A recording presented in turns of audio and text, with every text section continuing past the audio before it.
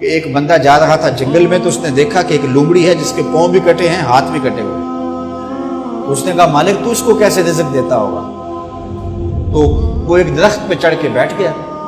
ایک شیر آیا، اس نے شکار کیا اور کچھ کھایا اور باقی بس خردہ چھوڑ کے چلا گیا۔ یہ رینگتی ہوئی آگے بڑھی اور وہ جو بچہ کھچا تھا اس نے وہ کھا لیا۔ تو اس کا بڑا یقین کامل ہو گیا۔ اس نے کہا کہ مالک تو کتنا کریم ہے، اس کو بھی رزق دیتا ہے۔ ایک غار میں جا کے بیٹھ گیا۔ جب وہ بے دست و پا لومڑی کو رزق دیتا ہے میں تو پھر انسان۔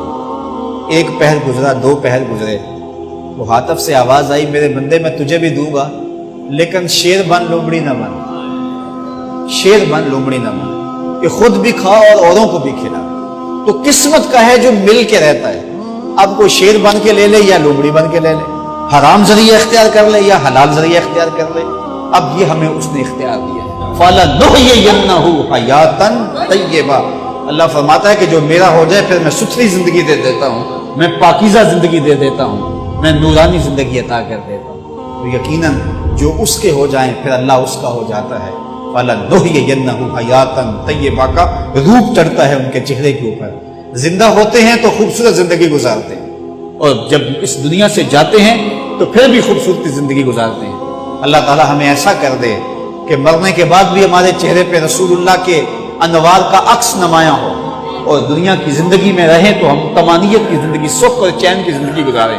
صبح سے لے کر شام تک ٹینشن، مصیبت، پریشانیاں، کیا ضرورت ہے اتنا کچھ لینے کے لیے؟ درود پڑھتے جاؤ، زندگی گزارتے جاؤ، زندگی سوکھی گزارو، زندگی اوکھی نہ گزارو۔ جو اللہ نے دے دیا اس پہ راضی ہو جاؤ، بس ٹھیک ہے۔ اگر کوئی لوگ تمہیں گالیاں دیتے ہیں، برا کہتے ہیں، کوئی بات نہیں، بلیا لوکی تینوں کافر کافر آکڑ، تو آہو آہو آ۔ کوئی تکلیفیں دیتا ہے پھر بھی پریشان نہ ہو، رزق تھوڑا ہے تب بھی پریشان نہ ہو، زیادہ ہے پھر بھی ٹینشن نہ لو۔ اللہ کا شکر ہے، اللہ نے جس حال میں رکھا ہے۔ اور سنو، میں کہتا ہوں کہ یہ ٹینشن فری حدیث ہے۔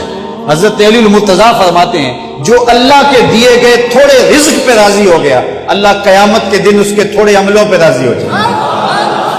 جو اللہ کے دیے تھوڑے رزق پہ راضی ہو گیا، اللہ قیامت کے دن اس کے تھوڑے عملوں پہ راضی ہو گیا۔ تو خوش نصیب ہیں وہ لوگ جو اپنی زندگی کو اللہ کی رضا میں گزارتے ہیں اور اپنی آخرت کو بھی اس کی رضا کے سائے میں لے جاتے ہیں۔ اللہ تعالیٰ مجھے آپ کو اپنی رحمتوں کے سائے میں رکھے، دنیا آخرت کی بہاریں نصیب فرمائے۔